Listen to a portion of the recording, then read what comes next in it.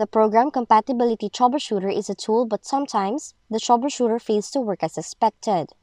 Now, if you're facing the same issue, there are several ways to fix it. First up, check for corrupted system files. You just have to open Command Prompt with admin rights, type in the following command, press Enter, and wait for the scan to finish. Now, this may take several minutes, and your PC may restart once or twice during the process. But once the scan is completed, check if the Program Compatibility Troubleshooter works now.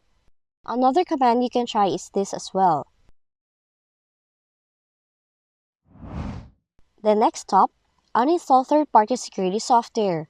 Do it by opening Apps and Features, locate your antivirus software, click More Options, and then select Uninstall. Lastly, restart the Diagnostic Policy service. Do it by opening Services, locate for Diagnostic Policy service, set the startup type to Automatic, click Start, then click Apply, and select OK to save the changes.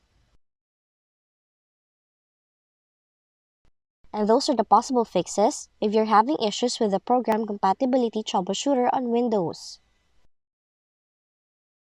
If you found this video helpful, kindly like and subscribe.